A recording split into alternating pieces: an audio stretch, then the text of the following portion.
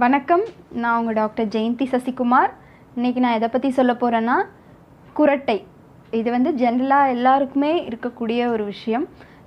ரொம்ப மற்றவங்க தான் அஃபெக்ட் ஆவாங்கன்னு நினைக்கிறேன். ஸோ இந்த ப்ராப்ளம் வந்து உள்ளே ஏதாவது வந்து ஃபிசியாலஜிக்கலி ப்ராப்ளம் இருந்தால் தான் கண்டிப்பாக அஃபெக்ட் ஆகும்.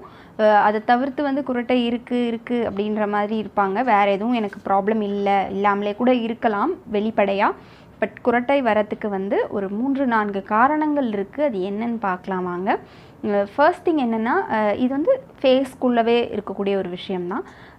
மூக்கு, காது, தொண்டை அப்படின்றத பற்றி நான் ஆல்ரெடி நிறைய சொல்லியிருக்கேன். அதையும் பற்றி பாருங்கள். அதோட டீட்டெயில்ஸ் உங்களுக்கு நான் டிஸ்கிரிப்ஷனில் கொடுக்குறேன். ஏன்னா இது தெரியணுன்னா அதை பற்றியும் தெரிஞ்சிருக்கணும் கண்டிப்பாக.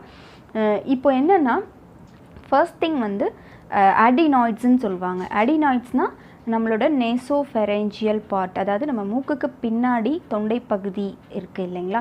ஸோ அது தொண்டையும் மூக்கும் கனெக்ட் ஆகக்கூடிய ஒரு இடம். அந்த இடத்துல இருக்கக்கூடிய ஒரு பகுதி தான் அடினாய்ட்ஸ். அது வந்து நார்மலி இப்போ டான்சில்ஸ் நமக்கு தொண்டையில் இருக்குது. டான்சில்ஸ் வேறு, அடினாய்ட்ஸ் வேறு. ஸோ டான்சில்ஸ் வந்து நம்ம உள்ளே வந்து அதிகமாக எந்த ஒரு பாக்டீரியாவோ இல்லை டஸ்ட்டோ போகாமல் இருக்கிறதுக்காக தான் அது வந்து நம்மளோட என்ட்ரன்ஸில் இருக்குது. அதே மாதிரி தான் நம்ம மூக்கு வழியாக போகக்கூடிய டஸ்ட்டு, அலர்ஜி, பாக்டீரியா, வைரஸ் எல்லாம் பிளாக் பண்ணுறதுக்கு அடினாய்ட்ஸ் அப்படின்றது பேக் டு நோஸ் அப்படின்ற இடத்துல இருக்குது. ஸோ நான் சொன்ன அந்த பொசிஷன் தெரிஞ்சுக்கோங்க. ஸோ இப்போ இந்த இடத்துல வந்து ஏதாவது ஒரு விருலண்டான வைரஸோ பாக்டீரியாவோ அஃபெக்ட் ஆச்சுன்னா கண்டிப்பாக அந்த அடினாய்டு பிளேஸ் வந்து பல்ஜ் ஆகும். அப்போ தான் வந்து ஏன் வந்து குரட்டை சொல்லிவிட்டு இதை சொல்கிறேன்னா, இது மூலமாக தான் உங்களுக்கு குரட்டை வந்திருக்கும் கண்டிப்பாக. ஸோ அதனால தான் இதை சொல்கிறேன், கேட்டுக்கோங்க. இப்போ வந்து அந்த இடத்துல பல்ஜ் வந்ததுன்னா குழந்தைங்களுக்கு தான் மோஸ்ட்லி அடினாய்டு இருக்கும். இப்போது அந்த பல்ஜ் இருக்கும்போது அவங்க வந்து ஃபஸ்ட்டு ப்ரீதிங் வந்து வாயிலேயே பண்ணுவாங்க. மூக்கில் வந்து குழந்தைங்களால சுவாசிக்க முடியாது. ஏன்னா ஆல்ரெடி அது மூக்கு பேசேஜஸை வந்து பிளாக் பண்ணியிருக்கும்.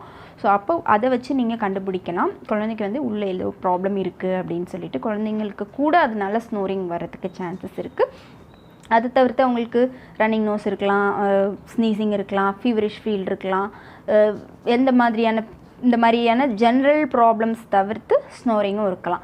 ஸோ இப்போது ஸ்னோரிங்க்கு ஃபர்ஸ்ட் திங் நான் சொன்னது வந்து இந்த உள்ளே இருக்கிற அந்த அடினாய்ட்ஸை சரி பண்ணி, அதாவது அடினாய்ட்ஸில் நான் சொன்ன அந்த இன்ஃபெக்ஷன் போச்சுன்னா தான் நம்ம அந்த குரட்டையை, அந்த அக்யூட்டாக வர அந்த குரட்டையை வந்து சரி பண்ண முடியும். ஒரு சிலர் சொல்லுவாங்க, எனக்கு அலர்ஜி வந்தது, கோல்டு வந்தது, நோஸ் பிளாக் வந்ததுன்னா தான் இருக்கும், மற்ற டைமில் வந்து எப்போயாவது வந்துட்டு இருக்குது அப்படின்னா கண்டிப்பாக அந்த அடினாய்ட்ஸ்க்கு ஒரு ப்ராப்பர் ட்ரீட்மெண்ட் எடுத்துக்கிட்டால் அவங்க வந்து ஃப்யூச்சரில் வந்து அதை அறவே தவிர்த்திட முடியும். அப்படியே விட்டுட்டே இருந்தாங்கன்னா அடினாய்டோட பல்ஜ் வந்து உங்களுக்கு இன்க்ரீஸ் ஆகிட்டே போகும். அந்தந்த டைமுக்கு மட்டும் நீங்கள் மருந்து எடுத்து சரி பண்ணிங்கன்னா அட் தி எண்டு வந்து அந்த அடினாய்டு வந்து உங்களுக்கு வந்து கம்மியே ஆகாமல் அப்படியே நோஸோட அந்த பாசேஜ் சொன்னாலே அந்த இடத்துல ஒரு அதிகமான அளவில் இருக்கும். அப்போ தான் அவங்களுக்கு வந்து சின்ன வயசுலேருந்தே இருந்தது, நான் கவனிக்காமல் விட்டுட்டேன், இப்போ எனக்கு 35 இயர்ஸ் ஆகுது, இப்போ ஸ்னோரிங் அதிகமாக இருக்குது அப்படின்னு சொல்லுவாங்க.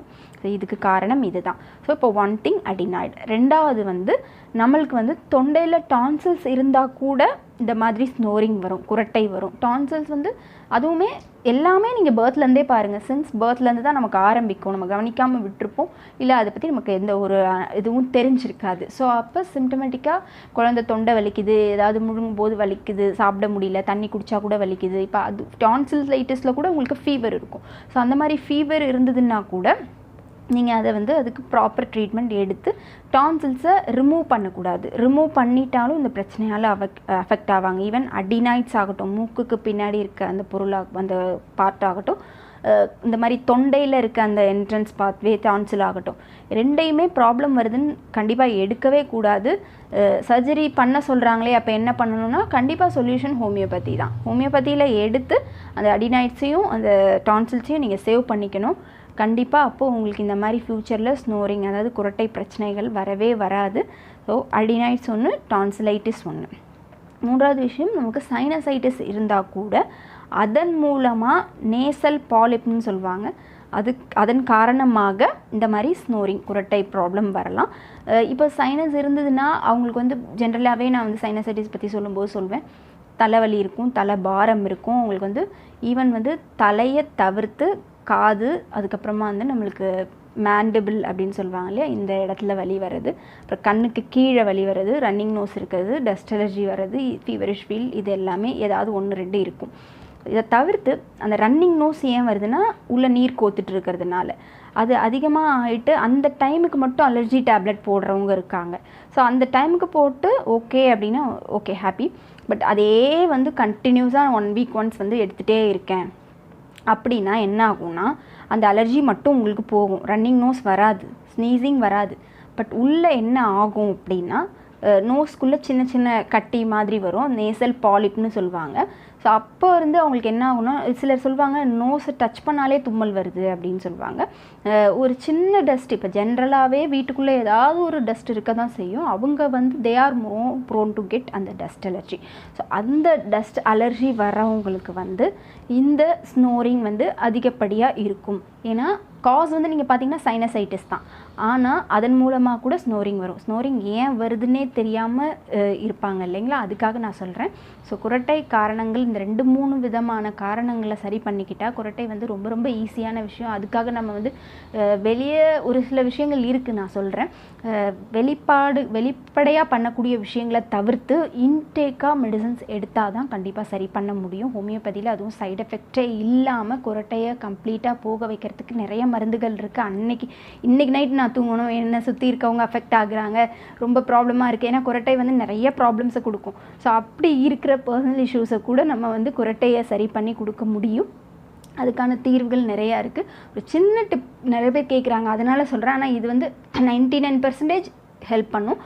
ரொம்ப ஸ்னோரிங் இருக்குது, முடியவே இல்லை, ஈவன் வந்து தூங்கும்போது தவிர்த்து உட்காந்துட்டே இருக்கும்போது கூட ஒரு சிலருக்கு அந்த சவுண்டு வரும். ஓவர் பல்ஜ் அந்த அடினாய்ட்ஸ் ஆகிடுச்சுன்னா அதனால் நீங்கள் என்ன பண்ணுங்கள், கொஞ்சம் இந்த இன்ஹேலேஷன்ஸ்லாம் ஸ்டீம் இன்ஹேலேஷன்ஸ் பண்ணுறப்போ அதில் வந்து கேம்ஃபர் வந்து கொஞ்சம் தேங்காய் எண்ணெயில் சூடு பண்ணி வச்ச கேம்ஃபர் ஆயிலை கொஞ்சம் ஊற்றிட்டு அதை நல்லா அந்த கொதி நிலையிலேயே வந்து இன்ஹேல் பண்ணிங்கன்னா அந்த பல்ஜ் ஆஃப் அடினாய்ட்ஸ் வந்து கொஞ்சம் குறையும். அதனால் உங்களுக்கு அன்னைக்கு வந்து கொஞ்சம் ஸ்னோரிங் கம்மியாக இருக்கிற மாதிரி இருக்கலாம். இல்லை அப்படின்னா டைரெக்டாகவே நீங்கள் அந்த தேங்காய் எண்ணெயில் அந்த கற்பூரத்தை போட்டு நல்லா ஹீட்டான பிறகு இன்ஹேல் பண்ணிங்கன்னா கொஞ்சம் அந்த பல்ஜ்னஸ் இல்லாததுனால அடினாய்ட்ஸோ டான்சில்ஸோ கம்மி ஆகிறதுனால அந்த மூக்கு குரட்டை வராமல் இருக்கலாம். ஸோ இந்த மாதிரி ஒரு சில விஷயங்களை ஃபாலோ பண்ணுங்கள். அதை தவிர்த்து 2-3 விஷயங்கள் நான் சொன்னேன், அடினாய்ட்ஸு, டான்சிலைட்டிஸ், அப்புறமா சைனசைட்டிஸ் இருந்ததுன்னா அதை க்யூர் பண்ணிக்கிட்டிங்கனாலே கண்டிப்பாக அதிலேருந்து நம்ம விடுபட முடியும். அதுக்கான மருந்துகள் சைடு எஃபெக்ட் இல்லாமல் ஹோமியோபதியில் இருக்குது. இது தவிர்த்து ஏதாவது சந்தேகங்கள் இருந்தால் கண்டிப்பாக கமெண்ட்ஸில் கேளுங்க, நான் சொல்கிறேன். இது போன்ற நிறைய தகவல்களுக்கு சேனலை மறக்காமல் சப்ஸ்கிரைப் பண்ணிக்கோங்க. நன்றி.